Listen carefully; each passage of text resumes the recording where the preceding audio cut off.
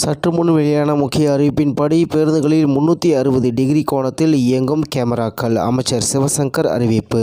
செய்தியை முழுமையாக கேட்கறதுக்கு முன்னாடி நம்ம சேனலை சப்ஸ்கிரைப் பண்ணலாம். சப்ஸ்கிரைப் பண்ணிக்கோங்க. மறக்காம பெல் பட்டனை கிளிக் பண்ணிக்கோங்க. அப்பதான் நம்மளுடைய அப்டேட்டட் நியூஸ் உங்களுக்கு உடனுக்குடன் வந்து சேரும். தமிழகத்தில் 4000 பேருந்துகளில் ரூபாய் 15 கோடியில் 360 டிகிரி வகையிலான வெளிப்புற கேமராக்கள் பொருத்தப்படும் என்று சட்டப்பேரவையில் அமைச்சர் சிவசங்கர் அறிவித்தார். தமிழக சட்டப்பேரவையில் போக்குவரத்து துறை மானிய கோரிக்கைகள் மீதான விவாதத்துக்கு பதிலளித்து அமைச்சர் சி. சிவசங்கர் பேசியதாவது: தமிழகத்தில் விடியல் பயண திட்டத்தின் கீழ் இதுவரை 675 கோடி மகளிர் பயன் அடைந்துள்ளனர். இதற்கான நிதியாக வரும் ஆண்டில் ரூபாய் 3600 கோடியை தமிழக அரசு ஒதுக்கியுள்ளது.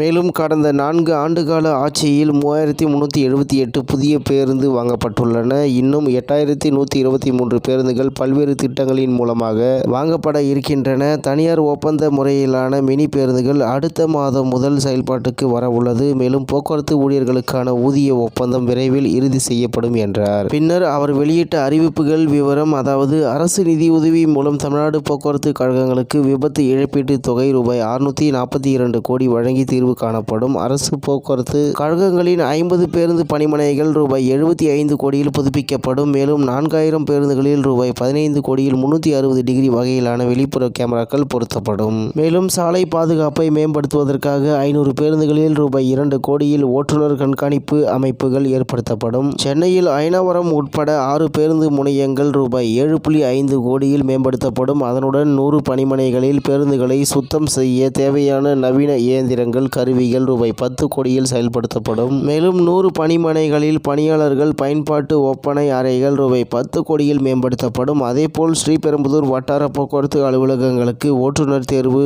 தளத்துடன் கூடிய கட்டிடம் ரூபாய் 7.27 கோடியில் கட்டப்படும். தமிழகத்தில் உள்ள 5 வட்டார போக்குவரத்து அலுவலகங்கள் மாதிரி போக்குவரத்து அலுவலகங்களாக தரம் உயர்த்தப்படும். போக்குவரத்து ஆணையரகத்தில் ரூபாய் 50 லட்சம் மதிப்பில் நூலகம் அமைக்கப்படும். திறன்மிகு ஓட்டுநர்களை உருவாக்கும் நோக்கத்தில் சேலம் தேவனகவுண்டனூரில் ரூபாய் 17.25 கோடியில் ஓட்டுநர் பயிற்சி மற்றும் ஆய்வு நிறுவனம் அமைக்கப்படும். மேலும் சாலை விபத்துக்களை தடுப்பதற்காக 2025 முதல் 2026 ஆண்டுக்கான சாலை பாதுகாப்பு நிதியானது ரூபாய் 130 கோடியாக உயர்த்தப்பட்டுள்ளது. இவ்வாறு 22 அறிவிப்புகளை அவர் வெளியிட்டார் என்று தகவல் வெளியாகி உள்ளது என்பது குறிப்பிடத்தக்கது. இத்துடன் இன்றைய முக்கிய செய்தி நிறைவு பெறுகிறது. மேலும் இது போன்ற செய்திகளை உடனுக்குடன் தெரிந்து கொள்ள ஆர்கே நியூஸ் தமிழ்நாடு சேனல் உடனே இருந்திருங்கள். நன்றி, வணக்கம்.